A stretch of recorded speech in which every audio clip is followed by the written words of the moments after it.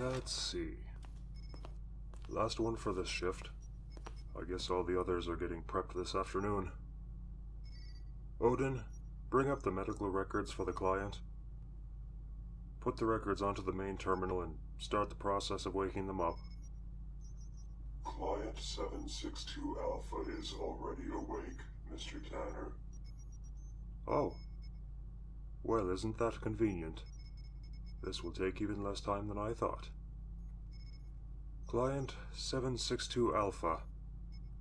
Welcome to the Gateway Station Cryogenics Facility.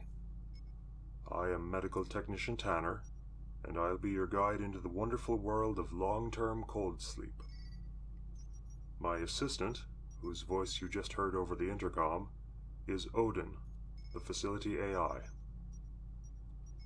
How are you feeling?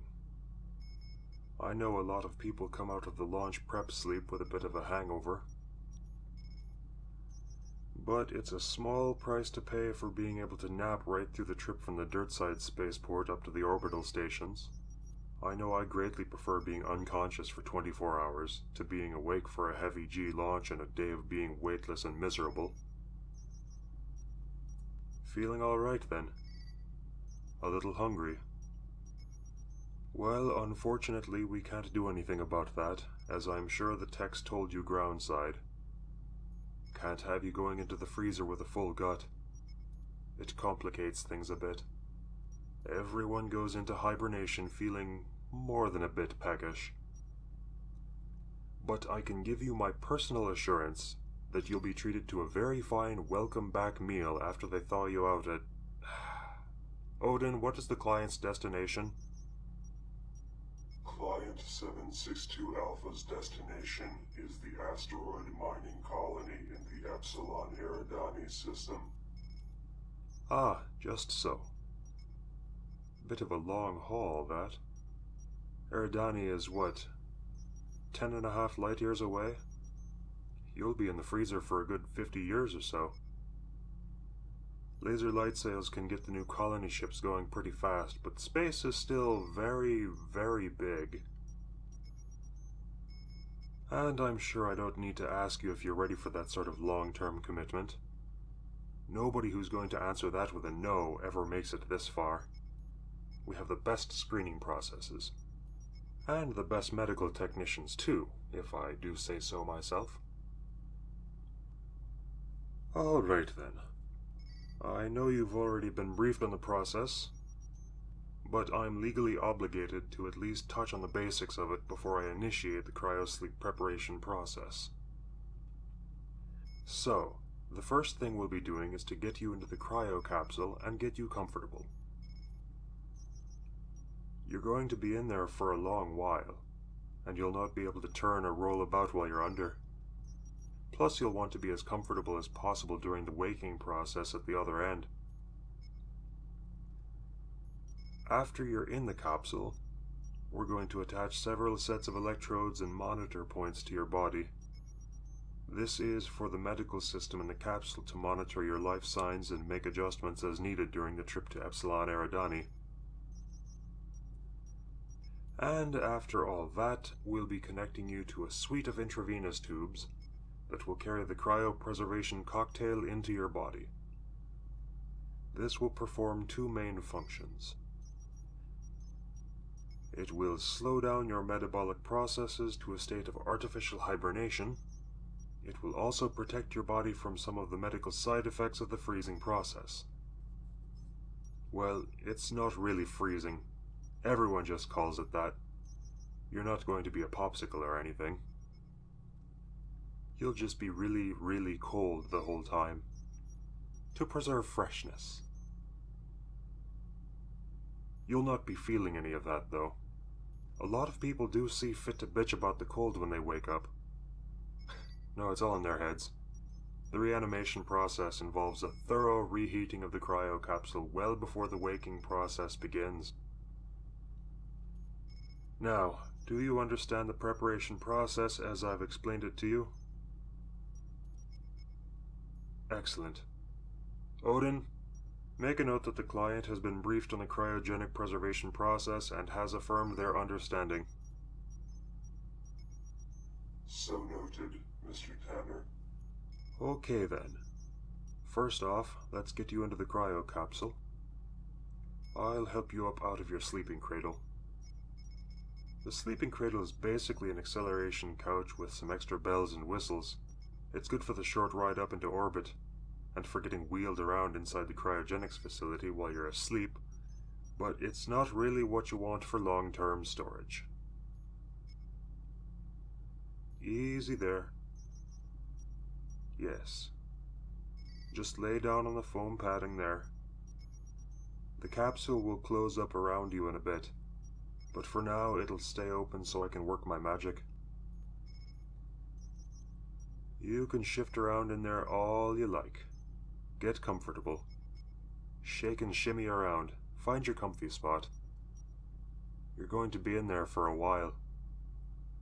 I shudder to think of the horrors of sleeping with one's neck at the wrong angle for 50 years.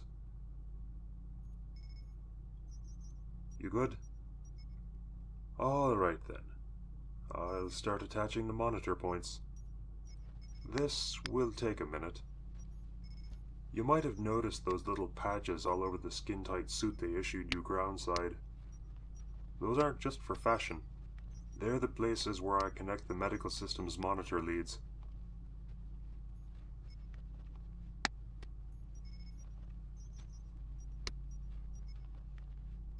And the neural monitor headband. I'll just slide that on over your forehead. Lift your head up a bit. Yes. And now lift your arms up a bit. You're going to see a medical diagnostic cuff sliding out of each side of the capsule. Just slide your arms into them. They'll inflate a bit once you're settled. Make sure you're good and comfortable. All set? Okay. The cuffs are going to inflate now. Don't try to move your arms, just keep still and try to relax. I'm going to close up the capsule now. I do hope you're not bothered by claustrophobia.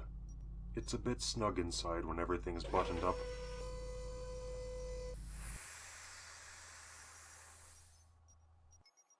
And capsule sealed. Odin, make sure the monitors are functioning properly. Compare the current medical data with the client's baseline medical records. Monitoring.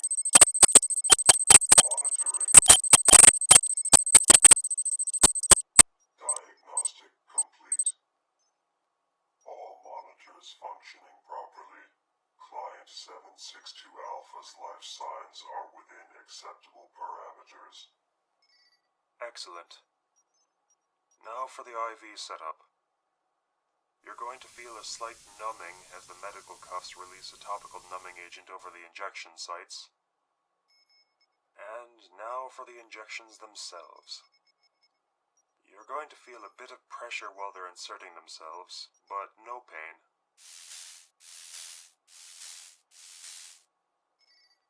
Now you're going to start feeling sleepy in a bit, once the IV suite starts doing its thing. First, though, you're going to start losing tactile sensation in your extremities.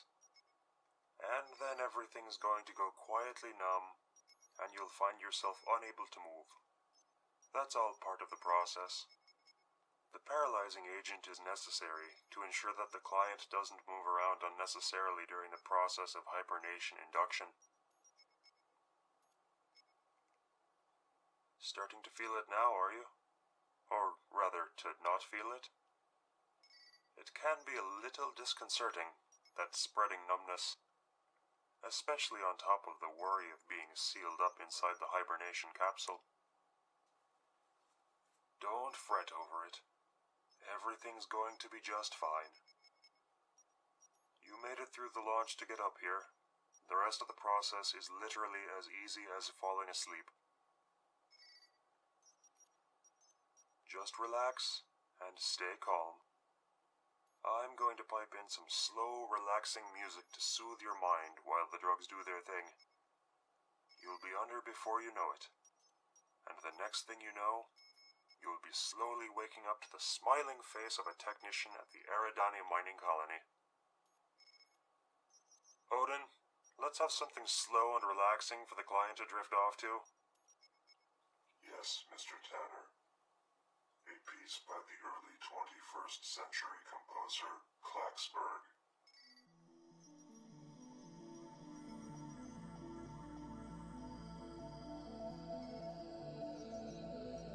Odin, keep monitoring the client's vitals and let me know when their respiratory rate reaches 20% of normal. Yes, Mr. Tanner. Respiration currently at 55% of normal rate and decreasing steadily.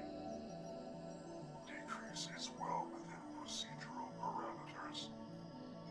Duly noted. Hey, you in there. I do hope you're comfortable. You're going to start fading out in a bit, and when you wake up, you'll be 50 years forward in time, but not a day older in mind or body. Enjoy your nap, and say hello to the medical technicians at the Eridani colony for me. Sweet dreams now. Client 762 Alpha's respiration rate has reached the 20% threshold. Thank you, Odin. Activate the final sequence of injection of the hibernation induction compounds. We're almost done here.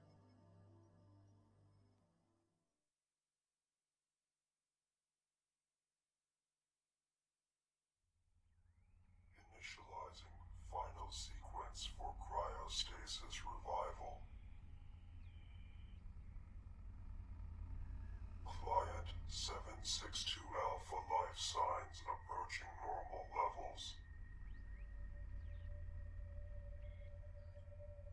Client 762 Alpha, can you hear me? This is Odin Sigma 3. I am the artificial intelligence which controls the sleeper ship you are currently aboard.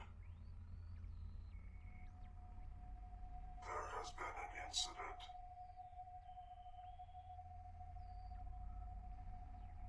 This ship was launched from Gateway Station, Sol System, 50 objective years ago, and propelled toward the Epsilon Eridani system via laser light sail. It was projected that the colony would have completed its own functioning laser propulsion system 10 years prior to this ship's approach to the system. And the light sail system would be used to decelerate the sleeper ship during its approach to the mining colony. I have detected no apparent signs of any incoming coherent light consistent with the deceleration stringed laser system, nor any transmissions from the destination that indicate such a system has been completed. As of 2 days ago, this ship passed the point at which a fully functioning deceleration stringed laser system could have safely begun the deceleration process. I indicate an 85% probability that the laser system is either non-functional or non-existent, which means that this ship currently possesses no means of deceleration into the Epsilon Eridani system. Unless current circumstances change, this ship will narrowly miss the Epsilon Eridani colony, passing it by at approximately 20% of light speed. There are currently no known inhabited systems along our projected course.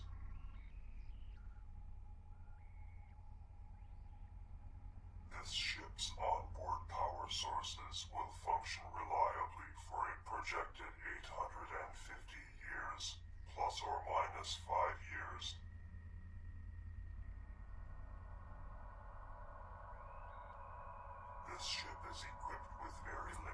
resources to handle such an event as we are currently experiencing. The onboard light sail system is insufficient to decelerate into the Eridani system unassisted. There is a very limited food supply on board, sufficient only for 20 days for a single active crew member. Based on the available data regarding the current situation, I would advise allowing me to reactivate your capsule's cryopreservation program and return you to hibernation.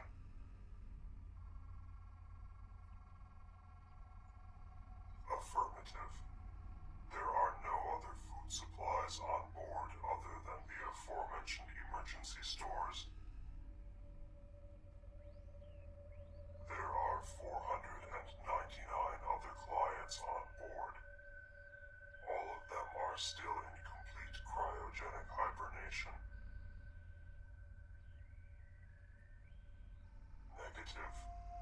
The onboard food supply will not be sufficient to keep even a single person alive until the ship reaches the Epsilon Eridani system.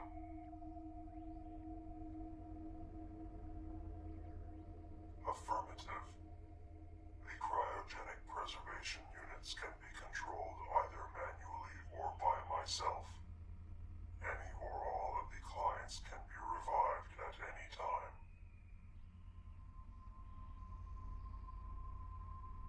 Affirmative. Opening cryostasis capsule 762 Alpha.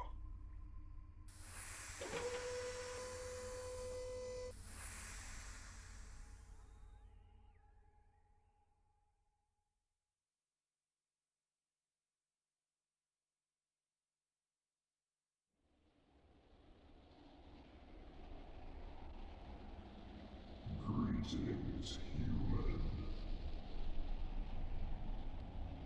You need not bother with looking for the source of our voice.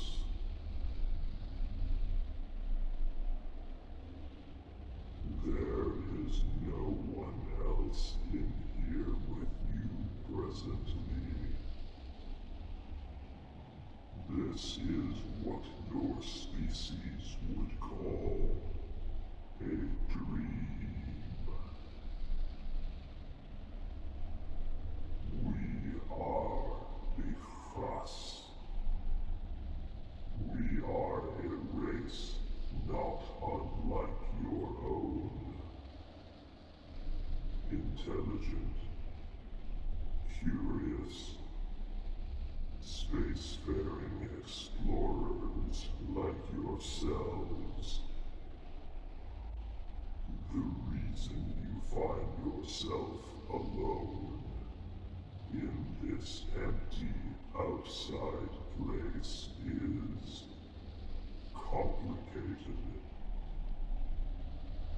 You were expecting, perhaps, to find yourself still aboard your sleeper ship, and not standing in a deserted, dusty wasteland. You see, human, we encountered your sleeper ship passing through one of our inhabited systems. The ship was in a sad state. There was much exterior damage. The power sources were nearly depleted. The onboard computer system was beginning to deteriorate. And the few unopened cryogenic preservation capsules were on the verge of failure as well. Our technicians were able to piece together what probably happened. Once we established a satisfactory method of communication systems, and your ship's Odin Sigma 3 artificial intelligence. It seems that after your ship failed to decelerate into your destination system, one or more of the passengers was released from their state of hibernation. They attempted to slow the ship using the onboard light sail, but met with little success. The ship's computer indicated that a plan was made to make use of the next solar system's only ship's trajectory to further slow the ship, and to eventually enter into a stable orbit and wait for possible rescue in cryogenic hibernation. Unfortunately, all of this took longer to arrange than the onboard food supply would allow for. It seems that out of the 500 passengers in hibernation, only 19 were in anything resembling a viable state of preservation when we encountered your ship. The rest, suffice it to say, human. The Cross also know of the concept you call cannibalism. And of those 19 survivors, only one was able to be successfully revived. You. And owing to the state in which your hibernation chamber was found, and our insufficient understanding of your species' physiology, we were unable to keep your body alive. However, we were quite pleased to discover that our methods for the duplication and preservation of consciousness by digital means is compatible with the biology of your species. So, that brings us to you. You are the only survivor from a ship's complement of 500. You are scores of light years from your system of origin. Your physical body has expired. You currently exist entirely and solely within this digital construct. Let us discuss now, human, what is to be done with you. There are so many interesting possibilities.